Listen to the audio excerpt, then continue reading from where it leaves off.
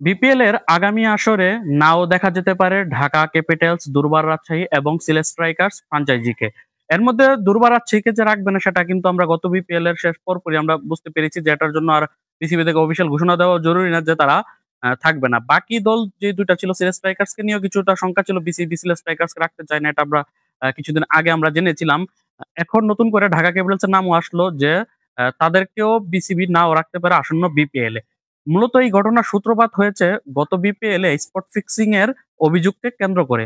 মূলত গত ফেব্রুয়ারি মাসে বিপিএল শেষ হওয়ার পরপরই কিন্তু ফারুক আহমেদের নেতৃত্বাধীন ক্রিকেট বোর্ড কিন্তু ৩ সদস্যের একটি স্বাধীন তদন্ত কমিটি গঠন করেছিল যে বিপিএল কে তদন্ত করার জন্য সবশেষ বিপিএল এ কোনো ফিক্সিং ইস্যু আছে কিনা।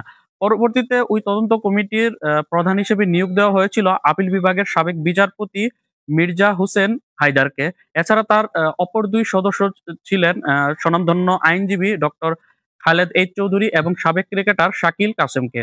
তাদের ৩ জনের গঠিত এই স্বাধীন তদন্ত কমিটির ফাইনাল রিপোর্ট আসতে এখনো আরো ১ মাস সময় লাগবে। কিন্তু একটি প্রাথমিক রিপোর্ট তারা তৈরি করে ফেলেছে। মূলত লাস্ট ৪-৫ মাসের এই তদন্ত কাজ তাদের কমপ্লিট হয়ে গিয়েছে। তদন্তের কাজ শেষে ৩০০ ঘন্টার একটি অডিও রেকর্ডিং কে তারা কাগজে বা রিপোর্টে রূপান্তর করেছে, যেটা ৩,০০০ পৃষ্ঠারও বেশি একটি তদন্ত রিপোর্ট সামনে এসেছে। যেখানে বেশ কিছু ফ্র্যাঞ্চাইজি ক্রিকেটার, কর্মকর্তা, কোচ তাদের ব্যাপারে কিন্তু বেশ কিছু এলিগেশনস এসেছে। যার মধ্যে সবশেষ ২০২৪-২৫ বিপিএল যে আসরটা ছিল, অর্থাৎ বিপিএল ১১তম আসর, সেই আসরে মোট ৩৬ টি ঘটনা ঘটেছে ফিক্সিং এর, যার মধ্যে ১০ থেকে ১১ জন ক্রিকেটারের নাম এসেছে, যাদের মধ্য থেকে ৩-৪ জন ক্রিকেটারের ব্যাপারে সুনির্দিষ্ট প্রমাণ মিলেছে যে তারা ফিক্সিং এর সাথে জড়িত। এর মধ্যে একজন ক্রিকেটার রয়েছে যে জাতীয় দলের সাবেক পেসার, আরেকজন হচ্ছে জাতীয় দলের সাবেক অফ স্পিনার। এছাড়া জাতীয় দলের বাইরে থাকা একজন পেসারের নাম এসেছে যে গত বিপিএল একটি অস্বাভাবিক ওয়াইড দিয়ে কিন্তু আলোচনার জন্ম দিয়েছিল। এছাড়াও কিন্তু গত আ বিপিএল এ একটি ফ্র্যাঞ্চাইজির কোচের নামও এসেছে যে এই ফিক্সিং এর সাথে জড়িত থাকার তার সন্দেহ আছে। এছাড়াও কিন্তু ৩ টি ফ্র্যাঞ্চাইজির নাম তারা সুনির্দিষ্টভাবে উল্লেখ করেছে এই তদন্ত আ কমিটির অন্যতম সদস্য ডক্টর খালেদ এইচ চৌধুরী। উনি বাংলাদেশের স্বনামধন্য পত্রিকা 'প্রথম আলো'কে জানায় যে আ এই তদন্ত কমিটির রিপোর্ট অনুযায়ী তারা সুনির্দিষ্ট ৩ টি ফ্র্যাঞ্চাইজিকে তারা আপাতত চূড়ান্ত করেছে, যেটা তারা হচ্ছে ঢাকা ক্যাপিটালস, দুর্বার রাজশাহী এবং সিলেট স্ট্রাইকার্স। যদিও তারা আরো কিছু তদন্ত করতে চায়, কিন্তু এই চূড়ান্ত তদন্ত রিপোর্ট যেটা আগামী মাসে আসবে, সেটার আসার আগে তারা প্রাথমিক তদন্ত রিপোর্ট বিসিবিকে জমা দিবে এবং বেশ কিছু সুপারিশ করবে এবং সুপারিশ অনুযায়ী মূলত তারা এই চূড়ান্ত রিপোর্ট আসার আগে কেন এখন সুপারিশটা বিসিবিকে করবে অথবা প্রাথমিক রিপোর্ট জমা দিবে, সেটার পেছনে কারণ হচ্ছে আমরা সকলেই জানি যে স্পোর্টস ম্যানেজমেন্ট কোম্পানি নিয়োগ হয়ে যাচ্ছে। আজকের মধ্যে ঘোষণা দেওয়ার কথা। তারপর তারা কিন্তু দল নির্বাচনে নামবে। পাশাপাশি কিন্তু প্লেয়ার্স ড্রাফট এর সময়ও কিন্তু ঘনিয়ে আসছে। যার কারণে কিন্তু বিপিএল এ যাতে বিসিবি যাতে সঠিক ফ্র্যাঞ্চাইজি নির্ধারণ করতে পারে, সঠিক ক্রিকেটারদেরকে নিলামে রাখতে পারে, মানে ড্রাফটে রাখতে পারে। যার কারণে কিন্তু তারা চূড়ান্ত রিপোর্ট আসার আগে স্বাধীন তদন্ত কমিটি তারা একটা প্রাথমিক রিপোর্ট বিসিবিকে দিবে। যেটার উপর বেস করে বিসিবি কোন ফ্র্যাঞ্চাইজিকে রাখবে বা রাখবে না সেটা তারা ডিসাইড করবে। যার কারণে কিন্তু মূলত এই ঢাকা ক্যাপিটালস, দুর্বার রাজশাহী, সিলেট স্ট্রাইকার্স এর যে নাম আসছে, তারা কিন্তু যদি তাদেরকে এই প্রাথমিক চূড়ান্ত রিপোর্টে যদি আ দোষী দেখানো হয় ফাইনাল রিপোর্ট আসার আগ পর্যন্ত, তাহলে কিন্তু বিসিবি তাদেরকে না রাখার পেছনেই কিন্তু এগুবে। মূলত বিসিবিকে তারা সুপারিশ করবে এই বিষয়টা 'প্রথম আলো' রিপোর্টে এটা উঠে এসেছে। মূলত আজ ১৮ আগস্ট 'প্রথম আলো' তাদের অনলাইন নিউজ পোর্টালে একটি প্রতিবেদন প্রকাশ করেছে। যে প্রতিবেদনে কিন্তু বরাত দিয়ে এই কথাগুলো আমি বলছি। এটা কোনো মন গড়া কথা না। এটা 'প্রথম আলো' রিপোর্ট অনুযায়ী এবং তাদের সাথে কথা বলেছে স্বাধীন তদন্ত কমিটির অন্যতম সদস্য ডক্টর খালেদ চৌধুরী। উনি জানিয়েছে যে আপাতত বিসিবিকে তারা সুপারিশ করবে যে যাদের নাম এসেছে এই তদন্ততে আ তাদেরকে আপাতত বিসিবির পরবর্তী যে কর্মকাণ্ড সেখানে আপাতত না রাখার জন্য। ফিউচারে যদি তারা কোনো কারণে যদি নির্দোষ প্রমাণিত হয় তারপর তাদেরকে নিয়োগ দেওয়া যেতে পারে। তবে আপাতত নয়। যার কারণে দেখা যাচ্ছে যে ঢাকা ক্যাপিটালস বা সিলেট স্ট্রাইকার্স এবং দুর্বার রাজশাহী যেহেতু তাদের নামে ফিক্সিং নাম এসেছে, সেক্ষেত্রে বিসিবি দোষী তারা হোক বা না হোক, বিসিবি তাদেরকে নিয়ে রিস্ক তো নিতে চাইবে না। এর মধ্যে দুর্বার রাজশাহীকে তো তারা রাখবেই না। সিলেট স্ট্রাইকার্স, ঢাকা ক্যাপিটালসেরও না থাকার সম্ভাবনা রয়েছে। এছাড়াও কিন্তু সেই তদন্ত রিপোর্টে কিন্তু একটি বেসরকারি টিভি চ্যানেলের নামও উঠে এসেছে। যদিও তারা প্রকাশ করেনি। সেই টিভি চ্যানেল গত বিপিএল এ কিন্তু তারা দেদারসে তারা কিন্তু টিভিতে বেটিং ওয়েবসাইটকে তারা প্রচার করেছে। যার জন্য তারা মার্কেট থেকে প্রায় ১৭০ থেকে ১৮০ কোটি টাকাও কিন্তু উঠিয়েছে। এছাড়াও কিন্তু এই গত বছরের বিপিএল তদন্ত করতে নেমে কিন্তু স্বাধীন তদন্ত কমিটি কিন্তু লাস্ট ৫ বছরের মোট ১৪০ টি ঘটনা তারা সামনে পেয়েছে। যার মধ্যে ফিক্সিং এর ঘটনার সামনে পেয়েছে, যার মধ্যে দেশি বিদেশি ৬০ জন ক্রিকেটার নাম এসেছে, যার মধ্যে থেকে কিন্তু বেশ কিছু সাবেক এবং বর্তমান কিছু ক্রিকেটারও রয়েছে।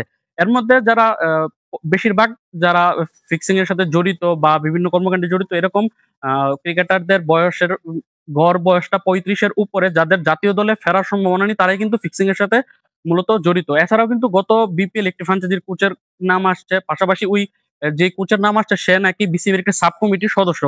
সেটা অনেকে হয়তোবা এটাকে মেলানোর চেষ্টা করছে। আমি কিছু জায়গাতে দেখছি যে সেটা হতে পারে ঢাকা ক্যাপিটালস এর কোচ খালেদ মাহমুদ সুজন। কারণ খালেদ মাহমুদ সুজন কিন্তু যতদিন পর্যন্ত বিপিএল চলছিল এর আগে পর্যন্ত কিন্তু বিপিএল এ কিন্তু বিসিবির কিন্তু অনেকদিন দীর্ঘদিন কিন্তু পরিচালক হিসেবে কাজ করেছে, গেম ডেভেলপমেন্টে কাজ করেছে, অন্য ডিপার্টমেন্টেও কাজ করেছে এবং বিসিবির একজন প্রভাবশালী একজন পরিচালক ছিল এবং পাশাপাশি কিন্তু গত বিপিএল কিন্তু ঢাকা ক্যাপিটালস এর হেড কোচের দায়িত্ব পালন করছিল। এমনকি যেহেতু ঢাকা ক্যাপিটালস এর ফিক্সিং এ তাদের নাম আসছে এবং বিপিএল একজন সাবেক ক্রিকেটার প্লাস কোচের নাম আসছে।